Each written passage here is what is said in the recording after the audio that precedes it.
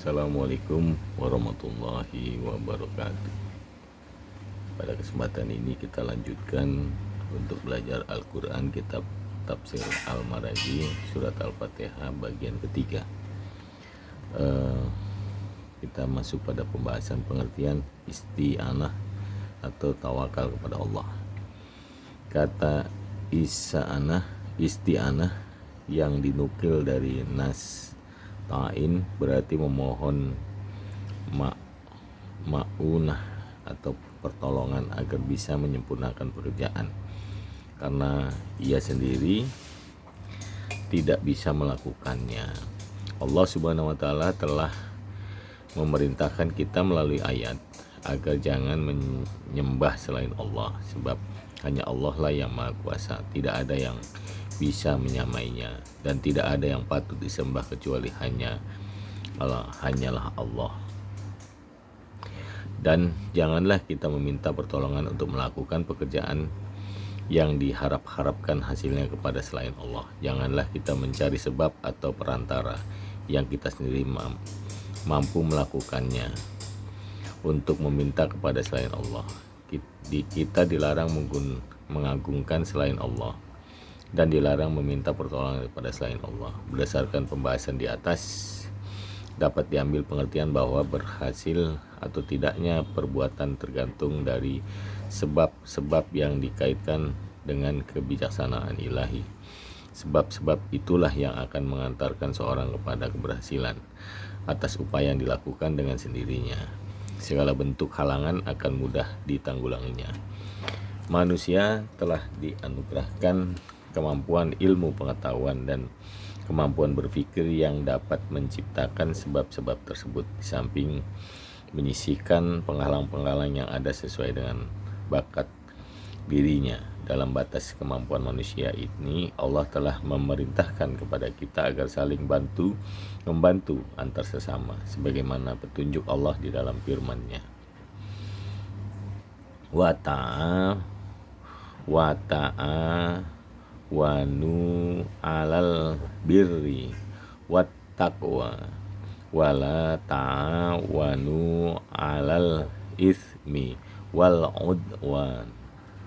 Dan tolong menolonglah kamu dalam mengerjakan kebaikan dan takwa, dan jangan tolong menolong dalam berbuat dosa dan pelanggaran. Al-Maidah surat 5 ayat 2. Kita mendatangkan obat dengan maksud menyembuhkan si sakit. Kita mengadakan persenjataan dan peralatan-peralatan lainnya di samping memperbanyak bela tentara guna mematahkan perlawanan musuh, dan kita meletakkan pupuk di tanah di samping pengairin dan mencabut rerumputan yang ada di sekitarnya dengan maksud hasil yang lebih baik.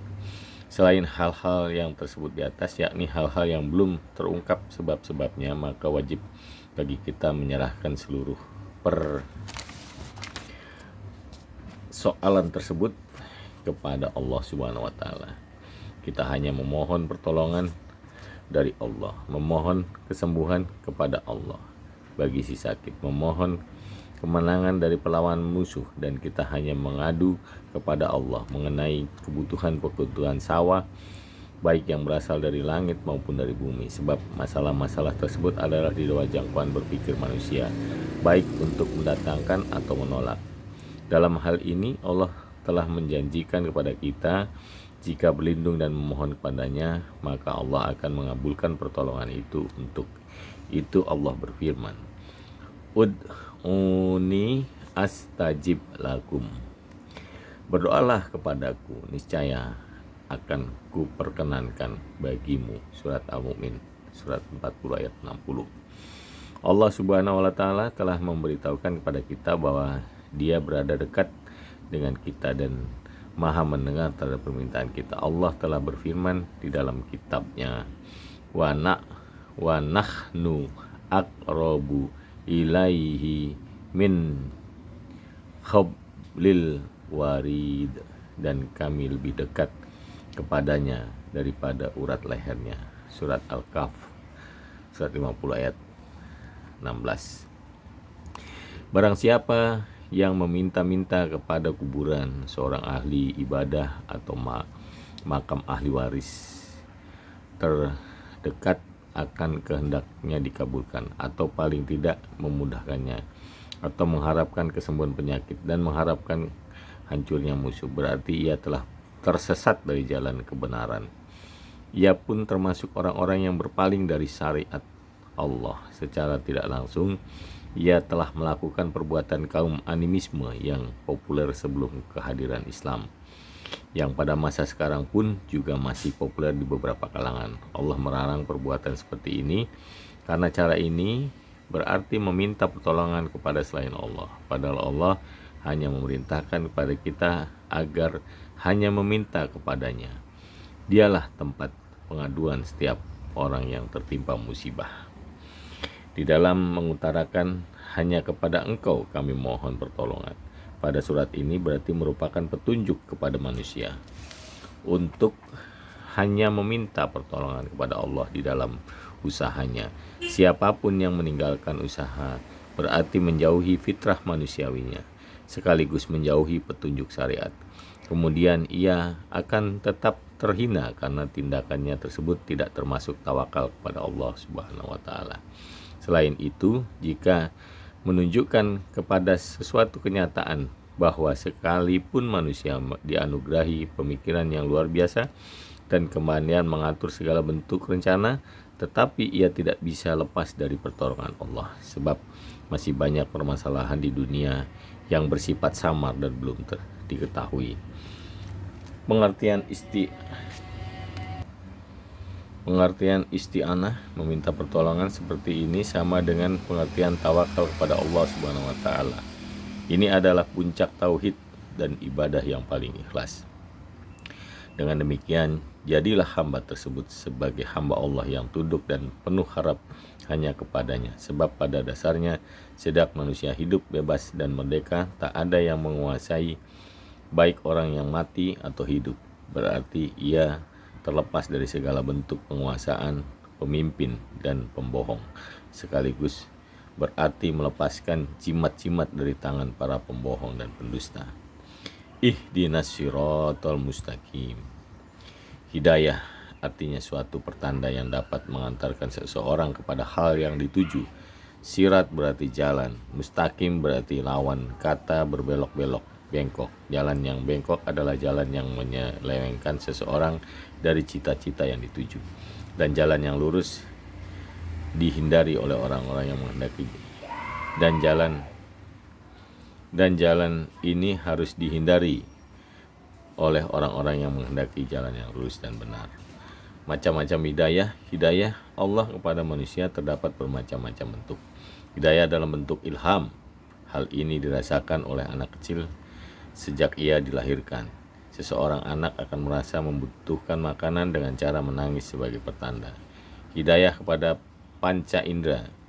Macam hidayah ini sama-sama terdapat pada manusia dan hewan. Bahkan pada hewan lebih sempurna dibanding yang ada pada manusia. Sebab ilham pada panca indera ini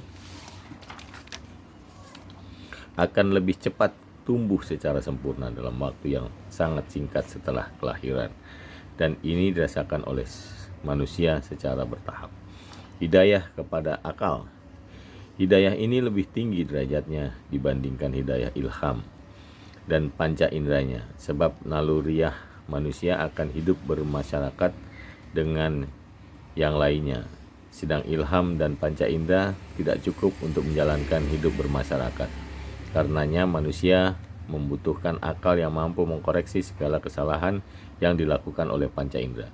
Bukanlah orang yang melihat tongkat lurus di air akan terlihat bengkok di mata, dan orang yang belum terbiasa merasakan sesuatu yang manis akan merasa pahit lidahnya. Hidayah berupa agama dan syariat hidayah ini merupakan kebutuhan mutlak bagi orang yang menganggap remeh akal pikiran, mengikuti kemauan hawa nafsunya, menundukkan jiwa untuk menuruti kemauan syahwatnya.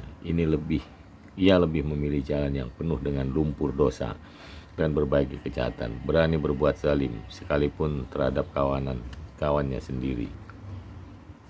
Sehingga tercipta suasana saling menguasai dan bersaing secara tidak wajar antar sesama. Dengan hidayah ini, seorang akan menerima petunjuk. Jika akal pikirannya mampu mengalahkan kemauan hawa nafsunya, maka akan tampak di mata manusia batasan-batasan dan syariat Allah. Kemudian dia akan berdiri di atas garis-garis batas tersebut dan mengekang kemauannya dari batas-batas yang ada. Perlu diingat bahwa pada diri manusia terdapat fitrah atau perasaan mengakui adanya kekuasaan gaib dan yang mengatur alam semesta ini. Segala bentuk kejadian yang tidak diketahui sebab musababnya selalu dikembalikan kepada kekuatan tersebut. Manusia juga percaya bahwa di balik kehidupan duniawi yang serba terbatas ini terdapat kehidupan lain sesudahnya. Dengan akalnya, manusia tidak akan mampu berpikir bagaimana seharusnya melayani kekuasaan ini. Alam pikiran pun tidak akan sampai kepada apa yang bisa membuat bahagia dalam kehidupan ini. Karenanya manusia membutuhkan hidayah, agama, ad-din yang diridhoi Allah. Lantaran hidayah tersebut memang diperuntukkan kepada umat manusia. Al-Quran telah mengisyaratkan adanya hidayah-hidayah ini pada beberapa ayat seperti firman Allah sebagai berikut. Wahadainahun najdain, dan kami telah menunjukkan kepadanya dua jalan, jalan kebajikan dan jalan kejahatan. Al-Balad surat 90 ayat 10. Maksudnya adalah jalan kebajikan dan jalan kejahatan, atau jalan menuju kebahagiaan dan jalan menuju kesengsaraan. Juga firman Allah lainnya yang berbunyi, wa amma samudu fahadainahum fastahabbul ama alal huda. Dan adapun kaum Samud, maka mereka telah kami beri petunjuk, tetapi mereka lebih menyukai buta atau kesesatan. Surat Al-Fusilat surat 41 ayat 17. Artinya Allah telah menunjukkan kepada kaum Samud jalan kebajikan dan jalan kejahatan, tetapi mereka lebih senang memilih jalan kedua, yakni jalan kejahatan atau jalan buta. Dalam masalah ini terdapat pula jenis hidayah berupa ma'unah atau pertolongan, dan at-taufik artinya sebuah kekuatan dan motivasi berbuat kebaikan. Hidayah inilah yang tetap setiap manusia diperintah Allah untuk selalu meminta sesuai dengan firman-Nya. Ihdinas siratal mustaqim. Tunjukilah kami jalan yang lurus. Surat Al-Fatihah. Surat pertama ayat ke-6. Pengertian ayat tersebut ialah, berilah kami petunjuk dan pertolongan-Mu ya Allah yang gaib, sehingga kami terpelihara dari perbuatan salah dan sesat. Hidayah ini hanya ada pada diri Allah Subhanahu wa Ta'ala, dan kewenangannya memberikan hidayah tidak akan diberikan kepada siapapun. Dialah yang memiliki sifat sebagai pemberi hidayah, dan Nabi pun tidak mempunyai sifat ini seperti digambarkan dalam sebuah ayat.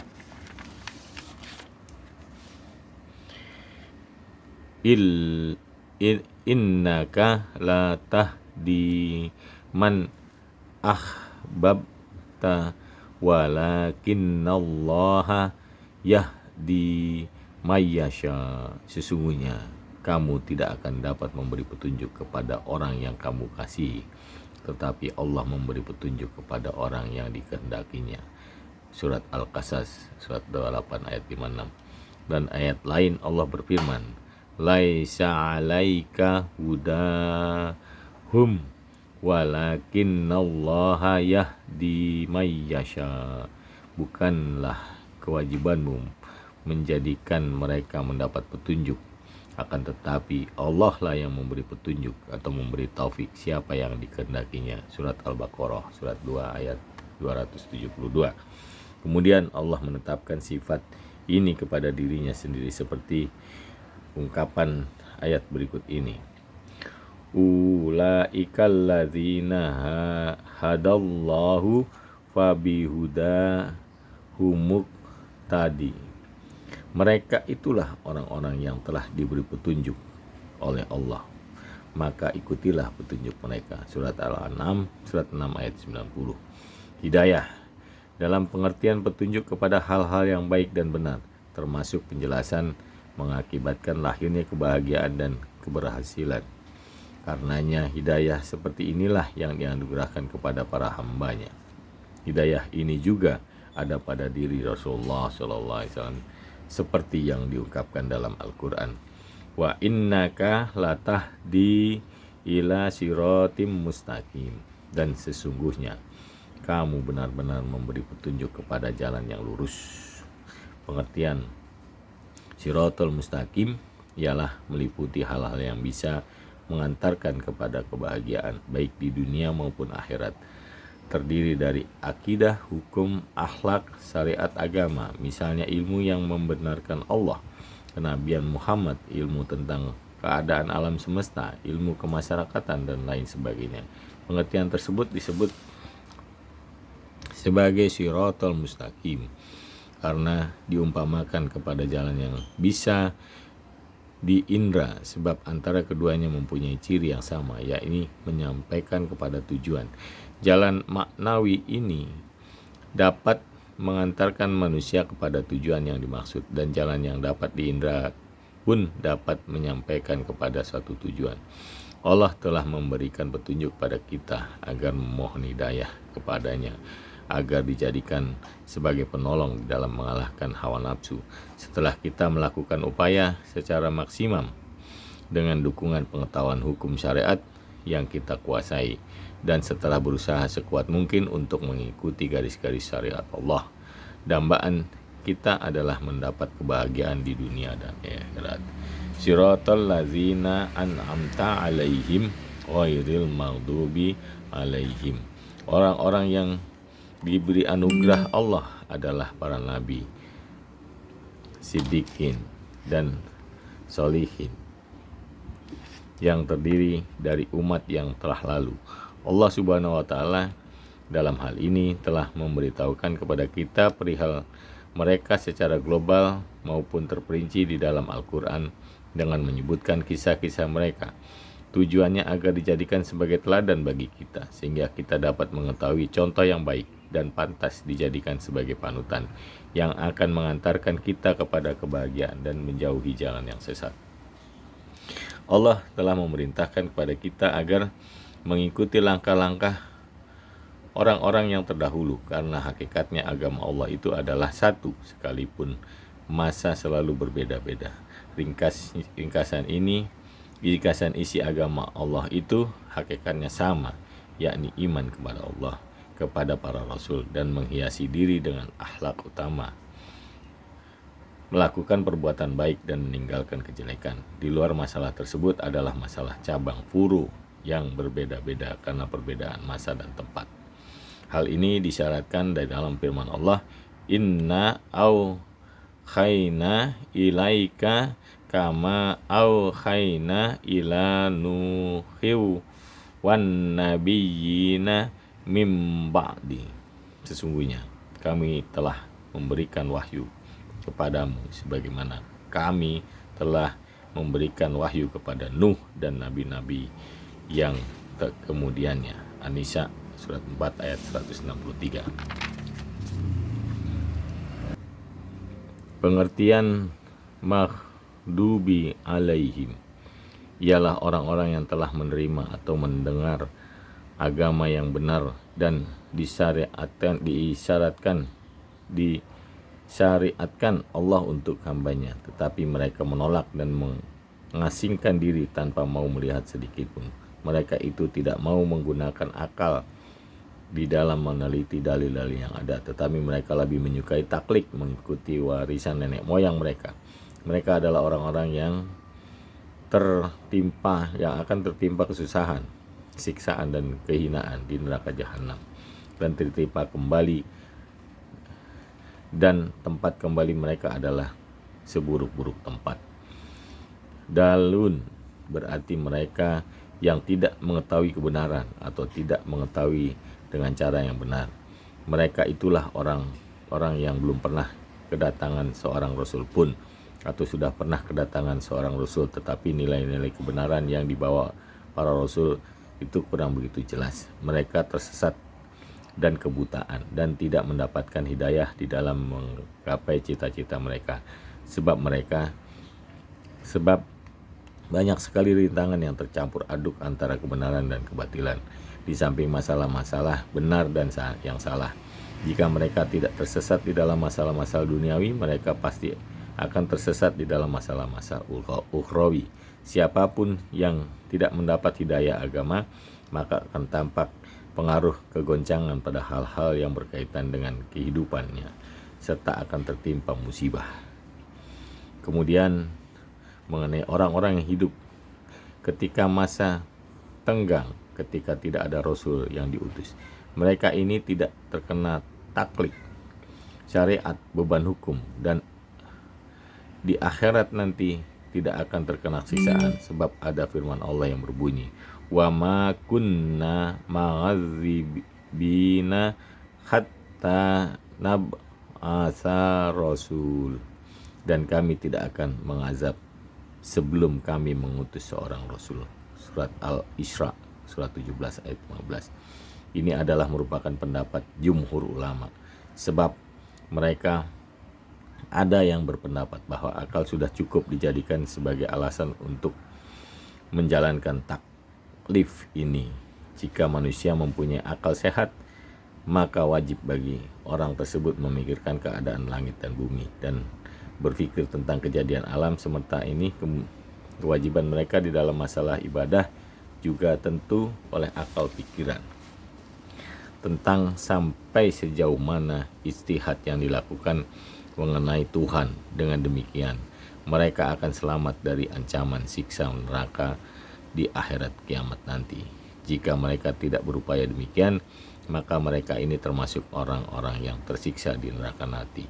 Amin adalah kalimat isim yang berarti istijab, kabulkanlah. Di dalam bacaan kata amin ini terdapat dua macam.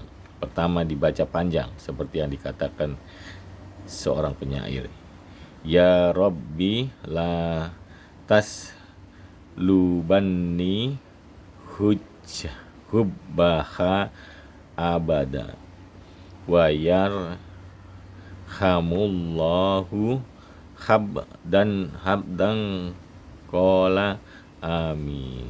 Amin. Ya Tuhan, janganlah Engkau cabut kepadanya untuk selamanya. Semoga Allah mengasihani seorang hamba yang berkata amin atau kabulkanlah. Kedua bacaan pendek seperti perkataan penyair. Aminah, aminah, fazadallahu ma bainana bu'dan. Kabulkanlah. Kemudian Allah menambah jauh pemisah antara kita. Di dalam sebuah hadis diriwayatkan bahwa Rasulullah telah bersabda, lakonani Jibrilu amina inda faraghi min qira'atil Fatihah wa qala innahu kal hatmi alal kitab. Malaikat Jibril telah mengajari aku menyebut kalimat amin setelah aku membaca Al-Fatihah. Jibril berkata, amin itu bagaikan penutup Al-Quran. Kemudian hadis ini pengertiannya dipertegas Ali bin Abi Thalib. Ali mengatakan, amin adalah penutup dari Allah, Tuhan semesta alam. Allah menutup doa hambanya dengan amin. Maksudnya ialah sebagaimana orang yang menutup itu dilarang melihat apa yang ditutupnya dengan mengutak-atik. Demikian halnya dengan amin, akan menghilangkan kekecewaan dari doa hamba Allah. Maksudnya doa dikabulkan.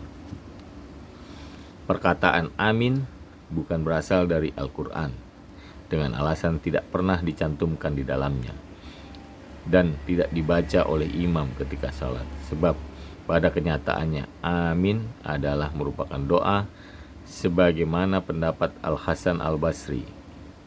Tetapi pendapat yang paling populer ialah pendapat Imam Abu Hanifah. Ia berpendapat bahwa imam salat membaca amin dengan lirih pelan sesuai dengan hadis yang diriwayatkan oleh Anas Ibnu Malik. Menurut pendapat Imam As-Syafi'i, ketika imam membaca amin justru harus dikeraskan sesuai dengan hadis yang diriwayatkan oleh Wa'il Ibnu Hajar dari Nabi SAW bahwa Nabi SAW setelah membaca walad dolin, Nabi membaca amin dengan keras. Para ahli arkeologi Mesir masa kini mengatakan bahwa kata amin itu bermakna Allah. Jadi dibacanya amin itu pada akhir bacaan surat Al-Fatihah seakan-akan ditutup dengan nama Allah, dan ini merupakan syarat bahwa tempat kembali semuanya adalah Allah Subhanahu wa taala. Para ahli arkeologi itu menduga bahwa kata amin itu ibarat kata mino atau amino bahasa Mesir kuno. Sedang para ulama ahli bahasa Smith yang bisa dipercaya mengatakan bahwa amin disebut di akhir surat Al-Fatihah hanya untuk taranum, saka atau senandung setelah membaca surat yang mengandung isyarat mengenai tujuan isi Al-Quran. Pendapat mereka ini didukung oleh kenyataan bahwa kitab Muzamir, Zabur selalu diakhiri dengan kata salah yang kegunaannya adalah sama, yakni untuk taranum. Jadi pengertian amin secara global adalah kami mengharap kepadamu wahai Tuhanku, hanya kepadamu lah tempat kembali. Demikian belajar Al-Quran kitab Tafsir Al-Maraghi surat Al-Fatihah bagian ketiga dan yang terakhir. Nanti selanjutnya dilanjutkan membaca kitab Al-Baqarah di Al-Quran surat Al-Baqarah. Semoga bermanfaat. Wabillahi taufik wal hidayah. Assalamualaikum warahmatullahi wabarakatuh.